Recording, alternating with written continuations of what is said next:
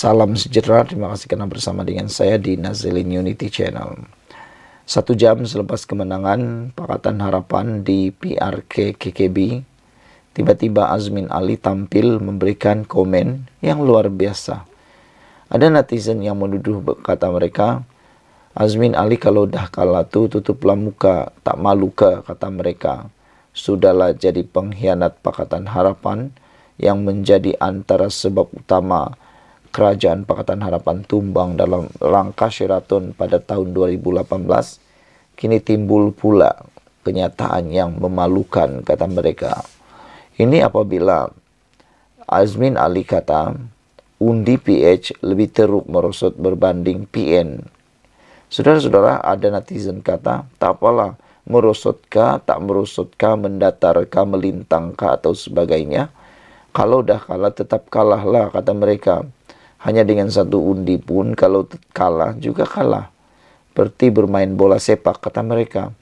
Walaupun hanya menang dengan tendangan penalti pun tetap menang juga. Yang kalah tu terimalah, kata mereka. Ada juga yang menuduh kekalahan Perikatan Nasional baru-baru ini kerana Azmin itu sendiri, kata mereka. Ada yang mahu supaya Azmin Ali cepat-cepat letak jawatan saja sebagai pengarah pilihan raya ataupun ketua parti Bersatu di Selangor. Ada juga yang mahu supaya Azmin Ali diam-diam saja tutup mulut kalau dah kalah, kata mereka. Tapi apabila Azmin Ali mengatakan undi PH lebih teruk merosot berbanding PN, ada yang kata itu adalah kenyataan untuk membela diri semata-mata, untuk menutup malu sendiri, kata mereka.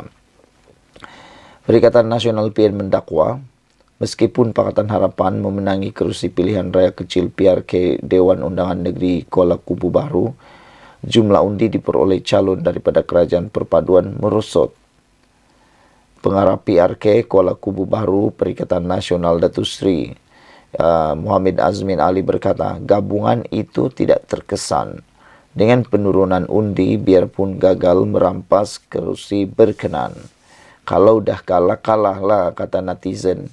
Jangan lagi berikan apa-apa alasan. Meskipun kalah berapa undi saja, tetap kalah jugalah. Nanti kalau dorang menang, mereka juga akan pasti menjawab seperti itu. Dahulu, kata Azmin, kita dapat 10.743 undi. Dan hari ini kita memperoleh 10.115 undi. Sekaligus menyaksikan penurunan hanya 628 undi, kata Azmin Ali. Di PRK Kuala Kubu Baru, kita bukan saja berhadapan dengan PH, tetapi kita berdepan dengan 2 kerajaan yang mana banyak laporan dan aduan sudah dibuat, yaitu menggunakan kedudukan dalam kerajaan, bagaimana berjanji projek dan sebagainya, kata Azmin. Wah, senang juga dia cakap macam tu kan. Tapi kalau dia dalam keadaan, dia dalam kerajaan, pasti dia juga akan menggunakan. Itu namanya gunakan peluang yang ada. Walau bagaimanapun telah dinafikan berkali-kali bahwa tidak ada wujud unsur rasuah, tidak ada wujud penggunaan jentera kerajaan. Tapi biasalah, kalau dah kalah banyaklah alasan, kata netizen. Menurut Azmin Ali, tetapi dengan keputusan malam ini, kedudukan kita masih kuat dan tidak terkesan berikutan hanya penurunan 628 undi, katanya. Azmin Ali berkata peratusan keluar mengundi menunjukkan penurunan daripada 69% pada PRN, berbanding PRK kali ini hanya 61%. Bagaimanapun, katanya, penurunan sokongan itu kecil berbanding penurunan peratusan keluar mengundi. Azmin Ali menyalahkan orang tak keluar mengundi dengan mengatakan peratusan keluar mengundi itu kecil. Kalau kita tengok lokaliti mengikut saluran 1 hingga 3 yang terdiri daripada pengundi lama, ia meningkat pada PRK kali ini memihak pada PN, kata Azmin Ali. Saudara-saudara sekalian, ini adalah kerana faktor penurunan peratusan mengundi yang mungkin disebabkan faktor kerja, cuaca dan sebagainya, karena kadang-kadang anak muda memilih mengundi pada waktu petang. Tetapi ia tidak menjejaskan sokongan kepada PN, kata Azmin. Dalam pada itu mengenai peratusan keluar mengundi dalam kelayangan orang asli, katanya undi kelompok itu memihak kepada PH namun ia hanya membabitkan 400 undi. Orang asli walaupun kita menang di pusat daerah mengundi PDM Partak pada PRN lalu, di PRKPH menang. Tapi saya kira itu terlalu kecil kerana hanya 400 pengundi. Namun secara keseluruhan ia tidak menjejaskan prestasi PN kerana jumlah di PDM Partak itu hanya 413, kata Azmin Ali lagi. Sekian dulu untuk kali ini. Jangan lupa tinggalkan komen Anda, tekan butang subscribe. Kita jumpa lagi. Salam sejahtera. Terima kasih kerana bersama dengan saya di Nazilin Unity Channel. Benarkah Taqiyuddin akan diheret ke mahkamah? Persoalan ini timbul apabila Sabudin Husin menulis, mana semua penyokong Anwar, kenapa tiada seorang pun tampil heret Taqiyuddin ke mahkamah syariah atas kesalahan Qazaf? Jika benar ini dibuat oleh para penyokong Datuk Seri Anwar Ibrahim, Perdana Menteri ke-10 Malaysia, maka habislah Taqiyuddin, kata netizen. Sehari dua ini kecoh kembali para penyokong PH bercakap tentang Setiausaha Agung PAS Taqiyuddin Hassan yang menimbulkan semula isu liwat yang dikaitkan dengan Perdana Menteri Anwar Ibrahim. Difahamkan beliau bercakap mengenai isu berkenaan ketika berceramah dalam kempen PRK Kuala Kubu Bahru baru-baru ini. Paling banyak mereka mengaitkan perbuatan Taqiyuddin itu ialah dengan kesalahan Qazaf, iaitu menuduh seseorang dengan dakwaan melakukan zina atau liwat dengan tujuan menghina tanpa mengemukakan 4 orang saksi. Selain itu, tidak kurang yang menyerang Taqiyuddin dengan amalan politik murahan dan bermulut puaka kerana mengitar semula pertuduhan yang konsisten dinafikan Anwar sejak dulu sebagai fitnah untuk membunuh masa depan politiknya. Sebenarnya apa yang dilakukan oleh Taqiyuddin itu bukanlah sesuatu yang asing dalam blok Perikatan Nasional. Sebelum ini, Naib Presiden Bersatu merangkap ahli Parlimen Putrajaya, Muhammad Razif Jidin, telah secara terbuka dan terang-terangan menyerang Anwar sebagai peliwat di dalam Parlimen. Selain itu, beberapa penggiat media sosial pro Barisan Nasional bermula sejak Anwar dilantik sebagai Perdana Menteri lagi dan sehinggalah sekarang masih berterusan dan tidak henti-henti memainkan isu tersebut dalam pelbagai versi untuk tujuan yang satu, menghina dan mengaibkan Anwar sebagai Perdana Menteri.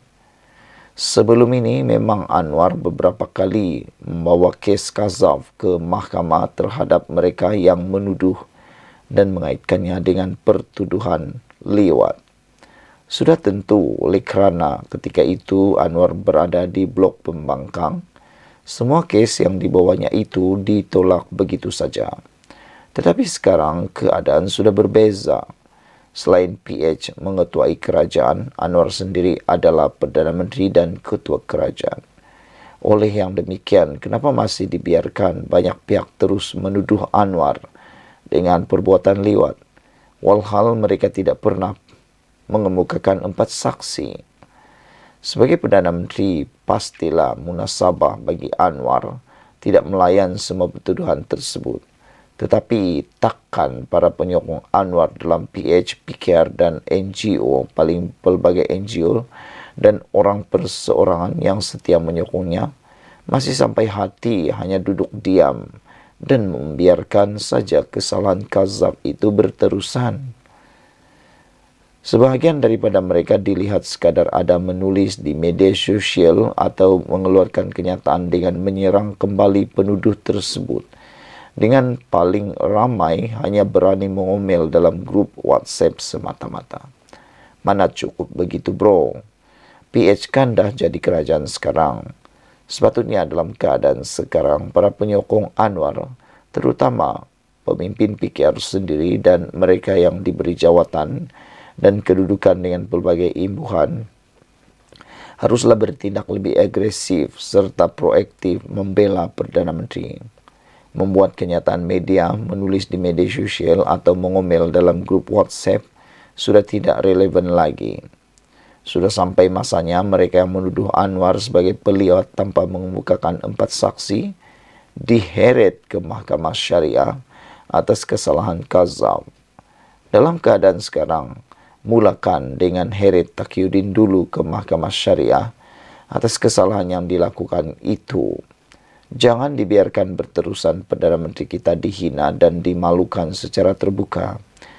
Tindakan berdasarkan undang-undang mesti dikenakan ke atas mereka yang sembrono menuduh tanpa mengemukakan 4 saksi daripada terus bergentayangan dengan perbuatan mereka. Dalam hal ini janganlah diharapkan Anwar sendiri yang berbuat demikian sebagaimana dahulu.